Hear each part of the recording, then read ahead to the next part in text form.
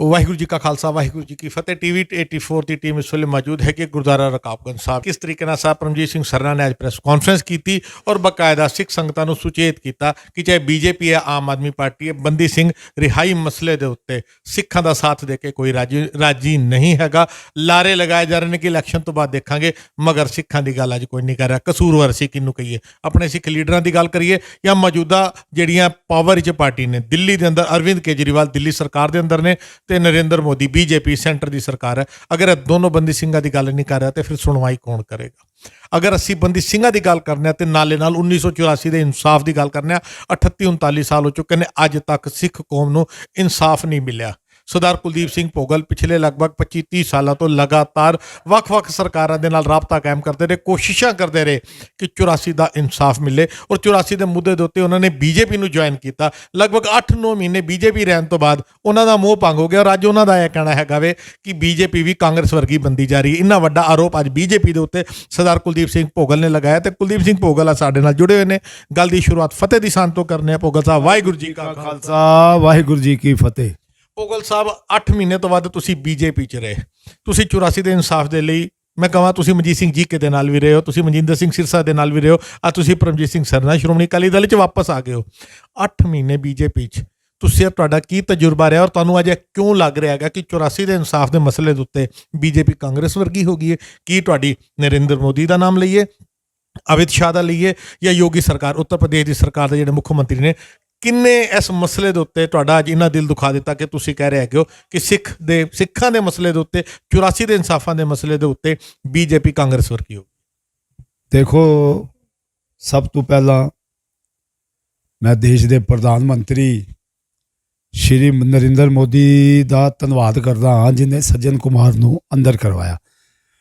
ਉਸ ਤੋਂ ਬਾਅਦ ਮੈਂ ਮਿਲਣ ਵਾਸਤੇ ਟਾਈਮ ਮੰਗਿਆ ਨਰਿੰਦਰ ਮੋਦੀ ਕੋਲੋਂ। ਭਾਈ ਮੈਂ ਨਵੰਬਰ 1984 ਕਾਨਪੁਰ ਦੇ ਵਿੱਚ ਜਿਹੜਾ ਹੋਇਆ ਹੈ ਉਹਦੇ ਬਾਰੇ, ਜਿਹੜੇ 127 ਲੋਕ ਮਾਰੇ ਗਏ ਤੇ ਦੋਸ਼ੀ ਜਿਹੜੇ 70 ਦੇ ਕਰੀਬ ਹੈਗੇ ਨੇ, ਉਹਨਾਂ ਦੀ ਜੇਲ੍ਹ ਦੀਆਂ ਸਲਾਖਾਂ ਵਿੱਚ ਭੇਜਣ ਵਾਸਤੇ। ਮਗਰ ਉਹਨਾਂ ਨੇ ਕਈ ਵਾਰ ਚਿੱਠੀ ਦੇਣ ਤੋਂ ਬਾਅਦ, ਟੈਲੀਫੋਨ ਕਰਨ ਤੋਂ ਬਾਅਦ ਉਹ ਨਹੀਂ ਮਿਲੇ। ਉਹਨਾਂ ਨੇ ਇਹ ਕਿਹਾ ਕਿ ਤੁਸੀਂ ਜਿਹੜੇ ਹੈਗੇ ਹੋ ਅਮਿਤ ਸ਼ਾਹ ਦੇ ਨਾਲ, ਉਹਨਾਂ ਦੇ ਨਾਲ ਰਾਤਪਾ ਉਹਨਾਂ ਨੇ ਟੈਲੀਫੋਨ ਕਰ ਦਿੱਤਾ ਕਿ ਕੁਲਦੀਪ ਸਿੰਘ ਭੋਗਲ ਕੋ ਮਿਲੋ ਉਹਨਾਂ ਦੇ ਦਫ਼ਤਰ ਵਿੱਚੋਂ। ਮੈਂ ਬੰਦੇ ਬੁਲਾ ਲਏ ਕਾਨਪੁਰ ਤੋਂ। ਅਸੀਂ ਜਦ ਗਏ 2:30 ਵਜੇ ਤੇ 3 ਵਜੇ ਦਾ ਟਾਈਮ ਸੀ, 2:45 ਵਜੇ ਸਾਨੂੰ ਮੈਸੇਜ ਆ ਗਿਆ ਉਹਦੇ ਦਫ਼ਤਰ ਅੰਦਰ, ਉਹਦੇ ਪੀਏ ਕੋਲ ਬੈਠੇ ਸੀ ਅਮਿਤ ਸ਼ਾਹ ਦੇ कि अमित शाह जी जा रहे हैं, बहुत ज़रूरी काम आ गया। मैंने कहा हमारी बात तो 5 मिनट की है, हमने कहनी है। कहने नहीं, उन्होंने ज़रूरी जाना है। वो चले गए। मेरे मन पर वो इतना बोझ उस टाइम आया कि वो जेड़े कानपुर तो बंदे भी बाई बुलाए सी वो भी चले गए नाराज़ होके। मैं एक गल कही, फिर प्राइम मिनिस्टर नूं मैं चिट्ठी लिखी तो उत्थे ऑफिस विच उन्हां दे गल कीती। वो कहते नहीं, हम कह रहे हैं अभी वो बिजी है, इलेक्शन आ रही है उसकी वजह से। मैं कहा कोई गल नहीं। जो सब तो ज़्यादा धक्का लगा योगी नाल, योगी इतना छतर दिमाग हैगा है। जब जितया तो मैं उहदे कोल टाइम मंगदा रहा कि भाई मैं तेरा नाम धन्नवाद करन आ रहा, अंदर बंदे चले गए 40 के करीब, तेरा धन्नवाद करन आ रहा ते नाल तू बनया दोबारा हैगा, तू सिखां दे होर काम करेगा। मगर मैं एक बार नहीं 100 बार टैलीफोन किया, वो नहीं मिलिया मैनू।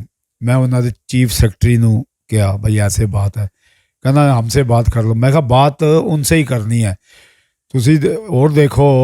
मैनू चिट्ठी आ गई गृह मंत्रालय की तरफों कि तुसी जाके चीफ सैकटरी नू मिलो जाके। मैं चीफ सैकटरी नू दिल्ली तो टैलीफोन करता रहा। कहते हैं जी हमारे पास चिट्ठी आ गई है, जब टाइम होगा आपको बुला लांगे। इतना थोड़ा होता है। जिस देश के असी वासी हैगे हाँ और जिस देश के विच असी रहिंदे हाँ उत्थे ही है जी ये गलतियां कहण जी। वो अंदर की गल ये पता चली, एक तो असी पैसा दिता जी उन्होंने RTI SIT वालियां नूं गड्डियां लियाण वास्ते, कारां लियाण वास्ते। ਤੁਸੀਂ ਲਿਆ ਕੇ ਦਿੱਤਾ? ਮਤਲਬ ਤੁਹਾਡੇ ਕਹਿਣ ਦਾ ਮਤਲਬ ਕਿ ਉੱਤਰ ਪ੍ਰਦੇਸ਼ ਦੀ ਸਰਕਾਰ, ਯੋਗੀ ਦੀ ਸਰਕਾਰ ਨੇ ਤੁਹਾਨੂੰ ਕੋਈ ਮਦਦ ਨਹੀਂ ਕੀਤੀ? ना ना ना ना, वो मदद उन्होंने करनी सी SIT दी, साड़ी नहीं करनी थी। वो सानू कहते सी भाई वहाँ से पैसा ही नहीं आ रहा, हम कैसे गाड़ियाँ लें किराए के ऊपर, जो वो दोषी हैं उनको पकड़ के लाएं। फिर 80 गड्डियाँ करके दित्तियां उन्होंने। उस तो बाद अज तक जो योगी 3.5 ਸਾਲ ਵਿੱਚ ਨਾ ਸਾਨੂੰ ਮਿਲਿਆ ਨਾ SIT ਨਾਲ ਕੋਈ ਮੀਟਿੰਗ ਕੀਤੀ, ਮਗਰ ਉਹ ਸਾਰਾ ਕੁਛ ਨਾ ਜੀ ਉਹ ਡਰਾਮਾ ਇਹਨਾਂ ਨੇ ਕੀਤਾ। ਜਿਨ੍ਹਾਂ ਨੇ ਸਮਝਿਆ ਸੀ ਕਿ ਇਹ ਕੁਲਦੀਪ ਸਿੰਘ ਭੋਗਲ ਹਾਰ ਜਾਏਗਾ, ਹੈਂ ਜੀ, ਬੰਦੇ ਅੰਦਰ ਆਣਗੇ ਨਹੀਂ। SIT ਜਿਹੜੀ ਹੈਗੀ ਆ, ਅਸੀਂ ਰੋਜ਼ ਉੱਥੇ ਮੈਂ ਜਾਂਦਾ ਸੀ, ਹਫਤੇ 'ਚ ਇੱਕ ਵਾਰ ਜਾਂਦਾ ਸੀ ਬੰਦੇ ਲੈ ਕੇ, ਉਹਨਾਂ 'ਤੇ ਪ੍ਰੈਸ਼ਰ ਪਾਉਂਦਾ ਸੀ। ਇਹ ਤਦ ਬੰਦੇ ਅੰਦਰ ਗਏ ਹਨ। ਮੈਂ ਕਹਿ ਕੇ ਆਇਆ, ਹੁਣ ਪਿੱਛੇ ਮੇਰੇ ਵਕੀਲ ਸਾਹਿਬ ਸੀ ਪਰਸੂਨ ਕੁਮਾਰ, ਉਹ ਵੀ ਉਹਨਾਂ ਨੂੰ ਨਾਲ ਲੈ ਕੇ ਗਿਆ। ਮੈਂ ਕਹਿ ਕੇ ਆਇਆ SIT ਵਾਲਿਆਂ ਨੂੰ ਕਿ ਤੁਸੀਂ ਸਾਡੇ ਨਾਲ ਜੋ ਕਰਦੇ ਪਏ ਹੋ ਉਹ ਠੀਕ ਨਹੀਂ ਹੈ। ਤੁਸੀਂ ਸਾਡੇ ਕੋਲ ਪੈਸਾ ਮੰਗਿਆ, ਅਸੀਂ ਗੱਡੀਆਂ ਤੁਹਾਨੂੰ ਕਰਕੇ ਦਿੱਤੀਆਂ, ਤੁਹਾਨੂੰ ਇੱਥੇ ਅਸੀਂ ਆਏ, ਤੁਸੀਂ ਕਿਹਾ ਜੀ ਇਹ ਨਹੀਂ ਹੈ ਉਹ ਨਹੀਂ, ਉਹ ਅਸੀਂ ਦਿੱਤਾ, ਮਗਰ ਇਹ ਸਾਡੇ 'ਤੇ ਤੁਸੀਂ ਆਸਾਨ ਕਰ ਰਹੇ ਸੀ ਕਿ ਭਾਈ ਅਸੀਂ SIT ਜਦ ਗੱਡੀ ਚਲਦੀ ਏ ਉਹ ਕਿਸੇ ਸਟੇਸ਼ਨ 'ਤੇ ਰੁਕਦੀ ਏ ਨਾ, ਇਹ ਤੇ ਰੁਕੇ ਹੀ ਨਹੀਂ। ਇਹਨਾਂ ਨੇ ਨਾ ਸਾਨੂੰ ਪੁੱਛਿਆ ਨਾ SIT ਨੂੰ ਪੁੱਛਿਆ। ਔਰ ਦੇਖੋ ਇਹ ਕਮੇਟੀ 5 ਬੰਦਿਆਂ ਦੀ ਬਦਲੀ ਸੀ, ਉਹ 5 ਬੰਦੇ 2 ਤੇ ਅੱਜ ਤੱਕ ਨਹੀਂ ਆਏ, ਸਿਰਫ ਇੱਕ ਬੰਦਾ ਆਇਆ।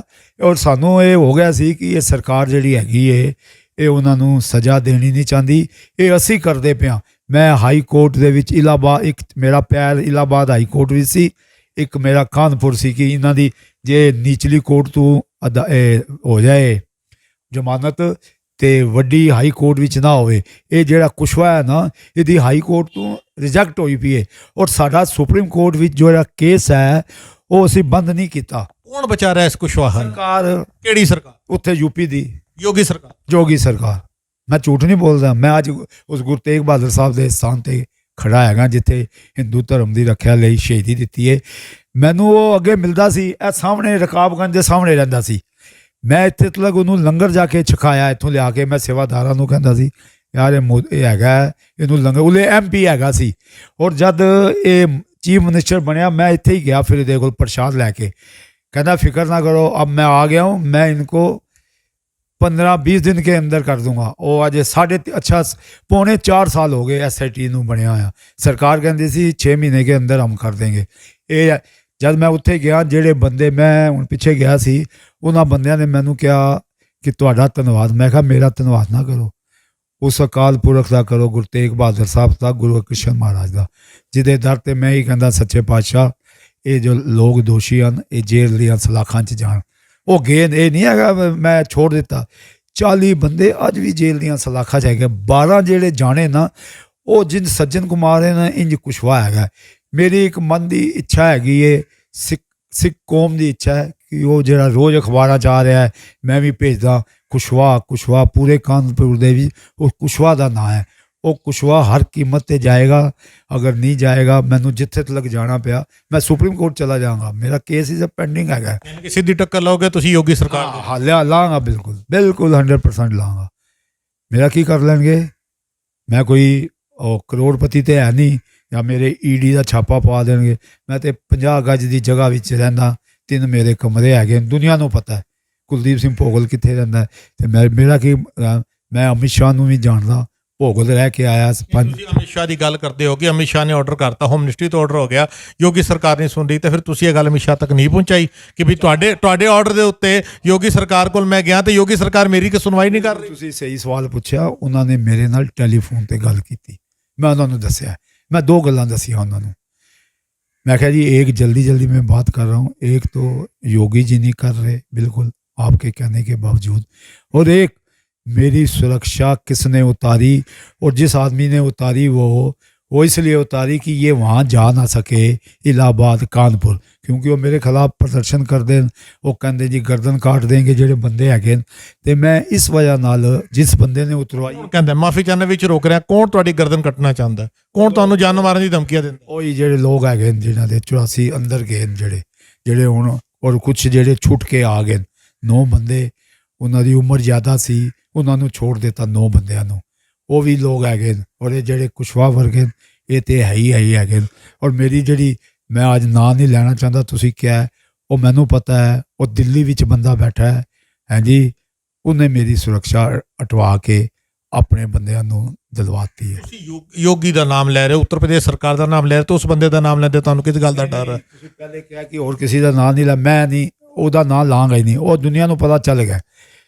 वो बंदा भी उदा बड़ा रोल है मेरी सुरक्षा हटाने दे विच कि मैनू ये उत्थे जा इहदा मार मूर देने नूं ਮਸਲਾ ਹੀ ਖਤਮ ਹੋ ਜਾਏਗਾ ਕਿਉਂਕਿ ਸਰਕਾਰ ਯੋਗੀ ਦੀ ਸਰਕਾਰ ਨਹੀਂ ਚਾਹੁੰਦੀ ਕਿ ਕੁਲਦੀਪ ਸਿੰਘ ਭੋਗਲ ਇਹਨੂੰ ਕੁਸ਼ਵਾਹਾ ਨੂੰ ਅੰਦਰ ਕਰੇ ਜਾਂ ਕਰਵਾਏ 11 ਬੰਦੇ ਹੈਗੇ ਮੈਂ ਲੱਗਾ ਮੇਰਾ ਵਕੀਲ ਜਿਹੜਾ ਹੈਗਾ ਉਹ ਲੱਗਾ ਪਿਆ ਅਸੀਂ ਉਹਨਾਂ ਨੂੰ ਬਖਸ਼ਾਂਗੇ ਨਹੀਂ ਜੋ ਮਰਜ਼ੀ ਇੱਕ ਸਵਾਲ ਆਂਦਾ ਤੁਸੀਂ ਸਰਨਾ ਸਾਹਿਬ ਨੇ ਵੀ ਕਹਿ ਦਿੱਤਾ ਸੀ ਇਸ ਕੇਸ ਨੂੰ ਲੜਾਂਗੇ ਅਸੀਂ ਸ਼੍ਰੋਮਣੀ ਕਮੇਟੀ ਨੇ ਵੀ ਕਹਿ ਦਿੱਤਾ ਪ੍ਰਧਾਨ ਸਾਹਿਬ ਨਾਲ ਮੇਰਾ ਸਵਾਲ ਆਈ ਹੋਇਆ ਮੈਂ ਉਸੇ ਸਵਾਲ ਦੇ ਉੱਤੇ ਆਵਾਂ ਤੁਸੀਂ ਬੀਜੇਪੀ ਨੂੰ ਕੇਂਦਰ ਦੇ ਅੰਦਰ ਜਿਹੜੀ ਸਭ ਤੋਂ ਮੌਜੂਦਾ ਕਿ ਸੈਂਟਰ ਦੀ ਸਰਕਾਰ ਹੈ ਉਹਦੇ ਵਿਚਕਾਰ ਰਹਿ ਕੇ ਤੁਸੀਂ ਕੁਝ ਨਹੀਂ ਕਰ ਸਕੇ ਤੁਸੀਂ ਸ਼੍ਰੋਮਣੀ ਅਕਾਲੀ ਦਲ ਜਿਹਦੇ ਪ੍ਰਧਾਨ ਸੁਖਬੀਰ ਸਿੰਘ ਬਾਦਲ ਹੈਗੇ ਨੇ ਤੁਸੀਂ ਉਸ ਪਾਰਟੀ ਦੇ ਅੰਦਰ ਵਾਪਸ ਆ ਗਏ ਹੋ ਤੇ ਤੁਸੀਂ ਉਸ ਜੰਗ ਨੂੰ ਲੜ ਪਾਓਗੇ ਜਿਹੜੀ ਜੰਗ ਤੁਸੀਂ ਬੀਜੇਪੀ ਅੰਦਰ ਰਹਿ ਕੇ ਨਹੀਂ ਜੰਗ ਲੜ ਸਕੇ ਨਹੀਂ ਮੈਂ ਲੜੀ ਸੀ ਬੀਜੇਪੀ ਦੇ ਅੰਦਰ ਹੈ ਜੀ ਹੁਣ ਤੁਸੀਂ ਬੀਜੇਪੀ ਛੱਡ ਦਿੱਤੀ ਨਾ ਜੀ ਹੁਣ ਤੁਸੀਂ ਸ਼੍ਰੋਮਣੀ ਅਕਾਲੀ ਦਲ ਵਿੱਚ ਆ ਗਏ ਹੋ ਤੇ ਤੁਸੀਂ ਉਹ ਜੰਗ ਕਿਵੇਂ ਲੜੋਗੇ ਤੁਸੀਂ ਇੱਕ ਹੋਰ ਗੱਲ ਸੁਣੋ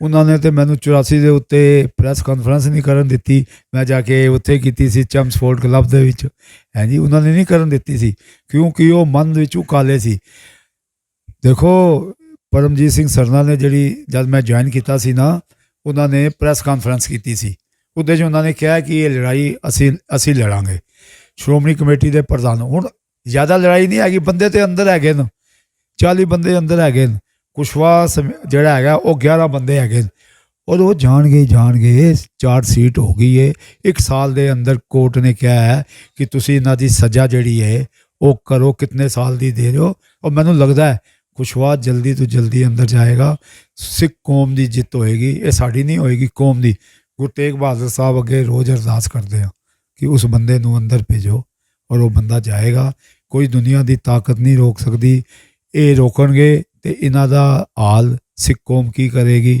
ਉਹ ਸਭ ਨੂੰ ਪਤਾ ਹੈ ਬੜੀ ਵੱਡੀ ਗੱਲ ਅੱਜ ਦੇ ਇਸ ਇੰਟਰਵਿਊ ਦੇ ਅੰਦਰ ਸਰ ਕੁਲਦੀਪ ਸਿੰਘ ਭੋਗਲ ਦੇ ਨਾਲ ਗੱਲਬਾਤ ਕਰਕੇ ਨਿਕਲੀ ਅਸੀਂ ਬੰਦੀ ਸਿੰਘਾਂ ਦੀ ਗੱਲ ਨੂੰ ਰੋਂਦੇ ਹੈਗੇ ਆ 84 ਦੇ ਇਨਸਾਫ 38 ਸਾਲ ਹੋ ਗਏ ਇਨਸਾਫ ਦੇ ਲਈ ਦਰ ਦੀ ਠੋਕਰਾਂ ਖਾਂਦੇ ਹੋਏ ਸਿੱਖ ਕੌਮ ਨੂੰ ਇਨਸਾਫ ਕਦੋਂ ਮਿਲੇਗਾ ਬੰਦੀ ਸਿੰਘ ਕਦੋਂ ਬਾਹਰ ਆਣਗੇ ਸਾਡੇ ਸੋ ਕਾਲਡ ਸਿੱਖ ਲੀਡਰ ਮਾਫ ਕਰਨਾ ਮੈਂ ਕਿਸੇ ਇੱਕ ਧਿਰ ਦੀ ਨਹੀਂ ਗੱਲ ਕਰ ਰਿਹਾ ਮੈਂ ਹਰ ਉਸ ਸਿੱਖ ਦੀ ਗੱਲ ਕਰ ਰਿਹਾ ਜੋ ਵੱਖ-ਵੱਖ ਪਾਰਟੀਆਂ ਵੱਖ-ਵੱਖ ਧਿਰਾਂ 'ਚ ਜੁੜਿਆ ਕਿੱਥੇ ਨਾ ਕਿਤੇ ਆਪਸੀ ਏਕਤਾ ਨੂੰ ਛੱਡ ਕੇ ਚੌਧਰ ਔਰ ਕੁਰਸੀ ਦੇ ਲਾਲਚ ਦੇ ਵਿਚਕਾਰ ਅੱਜ ਸਾਡੇ ਸਿੱਖ ਲੀਡਰਾਂ ਦਾ ਇੰਨਾ ਮਾੜਾ ਹਾਲ ਹੋ ਚੁੱਕਾ ਹੈ ਚਾਹੇ ਇਨਸਾਫ ਦੀ ਗੱਲ ਕਰ ਲਈਏ 84 ਦੇ ਕਤਲੇਆਮ ਦੇ ਇਨਸਾਫ ਦੀ ਗੱਲ ਕਰ ਲਈਏ ਇਹ ਬੰਦੀ ਸਿੰਘ ਰਿਹਾਈ ਮਸਲੇ ਦੀ ਗੱਲ ਕਰ ਲਈਏ ਸਾਡੀਆਂ ਸਰਕਾਰਾਂ ਜਿਹੜੀਆਂ ਸਾਡੇ ਹੀ ਵੋਟਾਂ ਨਾਲ ਬਣਦੀਆਂ ਨੇ ਅੱਜ ਸਿੱਖਾਂ ਦੇ ਹੱਕਾਂ ਦੀ ਗੱਲ ਕਰਕੇ ਰਾਜੀ ਨੇ ਕਿੱਥੇ ਨਾ ਕਿੱਥੇ ਵੱਡੇ ਅਲਫਾਜ਼ ਬਜ਼ੁਰਗਾਂ ਦੀ ਯਾਦ ਆਉਂਦੇ ਨੇ ਸੰਤ ਜਰਨੈਲ ਸਿੰਘ ਪਿੰਡਰਾ ਵਾਲੇ ਸੰਤਾਂ ਦੀ ਗੱਲ ਯਾਦ ਆਉਂਦੀ ਹੈਗੀ ਹੈ ਕਿ ਸਾਨੂੰ ਆਪਣੀ ਚੌਧਰ ਛੱਡ ਕੇ ਇੱਕ ਨਿਸ਼ਾਨ ਸਾਹਿਬ ਦੇ ਥੱਲੇ ਇਕੱਠੇ ਹੋਣਾ ਪਏਗਾ ਅਗਰ ਅਸੀਂ ਨਹੀਂ ਹੋਵਾਂਗੇ ਤਾਂ ਜੁੱਤੀਆਂ ਪੈਂਦੀਆਂ ਰਹਿਣਗੀਆਂ ਤੁਸੀਂ ਦੇਖ ਰਹੇ ਸੀ ਖਾਸ ਗੱਲਬਾਤ ਸਰਦਾਰ ਕੁਲਦੀਪ ਸਿੰਘ ਭੋਗਲ ਦੇ ਨਾਲ